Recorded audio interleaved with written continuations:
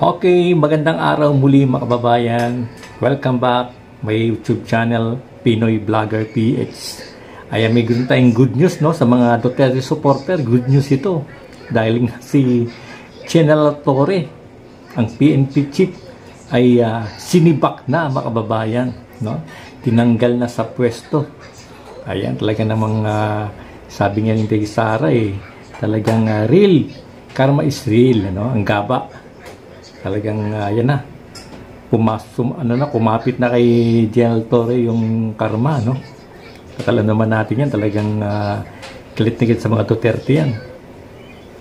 At yung mga ginawa niya sa mga KOGC, siyempre, malamang na nalangin itong mga KOGC na ito na talagang makarma itong si General Torre. Kaya ito, umipik na yung mga panalangin, ano? Kaya si General Torre ngayon ay sigurado floating. Mag-retired na yan, no? Mag-retired si General Torre niyan.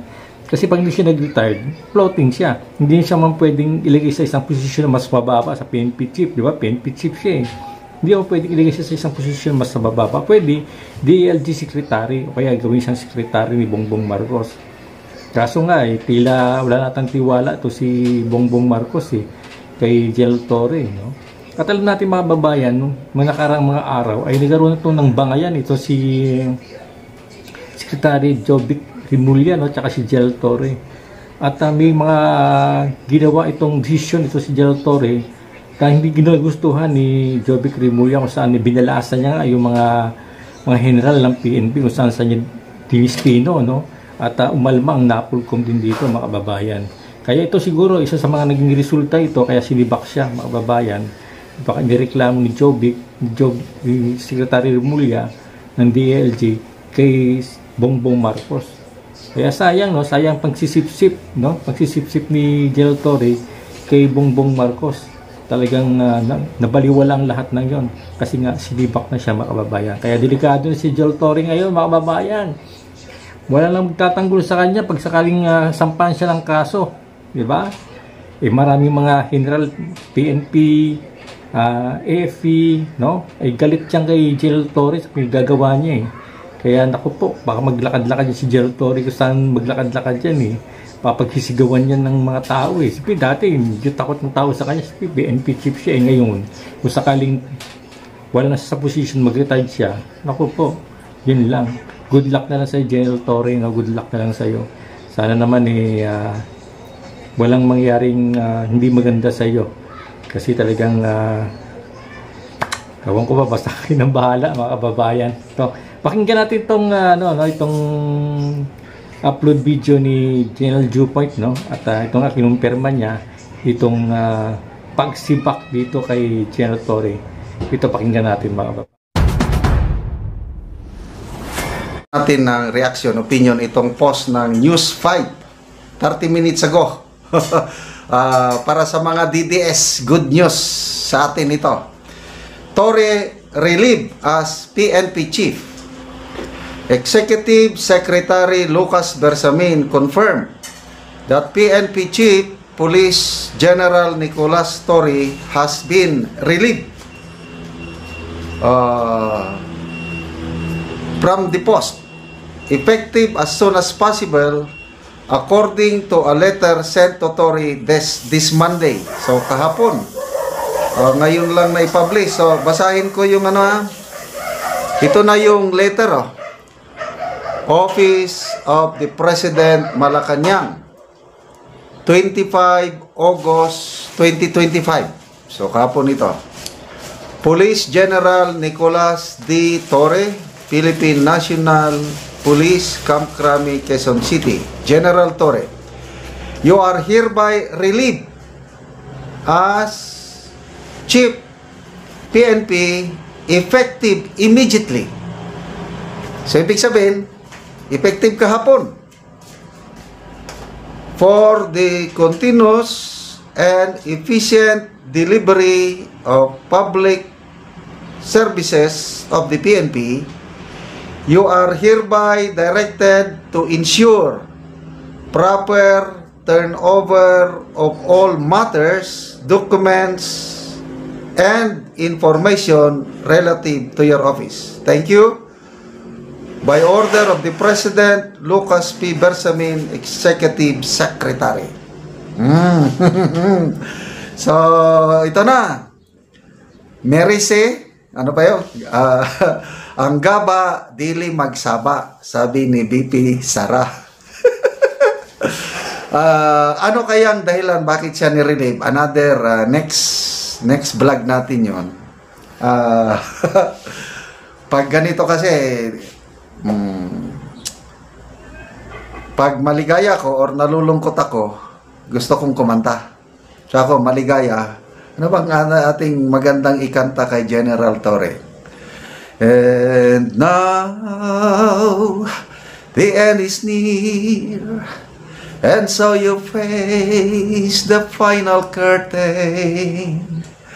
My friend, I'll state clear, I'll state your case, of which I'm certain. I live a life that's full, you trouble each in every highway, and more, much more than this, you did it your way. Regrets I had a few, and so a few to mention. You did what you had to do, and saw it through without exception. Hindi ko na lang. And so along the byway, and more, much more than this, you did it your way. Ang sarap kumanta. Ano ngayon? Nakailang buwan ba siya? July ba o August siya? 2, 3 buwan pa lang yata. May napanood akong Facebook reel. Grabe, akala ko presidente ang dumating eh. Grabe, una, nakamotorsiklo ng mga riders na pulis, gagandang mga motor. Sumunod, police cars, dami. Mamaya, may black na sakyanan, laking sakyanan.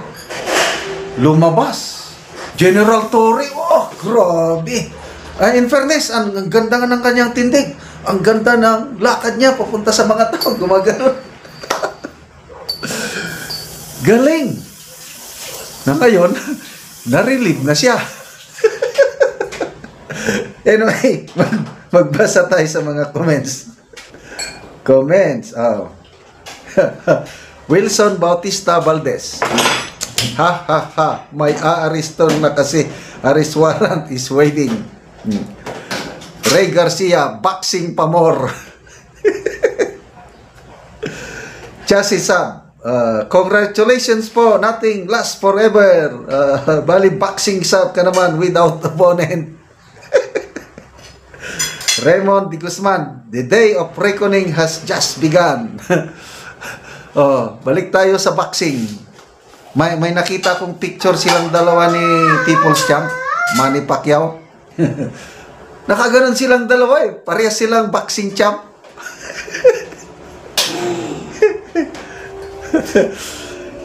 Ito. Rona Idilio. Plot twist. Torre as DPWH Secretary. Wow. Ano sa tingin nyo? Pwede ba si General Torre as DPWH Secretary? Pwede siguro. Kalad ka rin niya lahat yung mga kontraktor, mga engineer yan ano. Baka nga. Mali natin, may plano. Kasi problemado nilang DPWH ngayon. Kailangan ng isang bastonero. Yung matapang, yung salita pa lang niya is nanginginig na sila. Di pwede si General Torre doon. Kaya wag muna tayong magsaya mga ka-DDS. Kaya baka kung gagawin siyang DPWH Secretary, mapropromote pa siya. Cabinet secretary na yun eh. Rachel Mata, Mr. Heartbeat, knockout round 1. Baste got the last laugh. Jam Madayan, well deserved, Diwata. Erika Paula Leles, in the midst of flood control project issue, karon yun ka na-relieve. Something is brewing.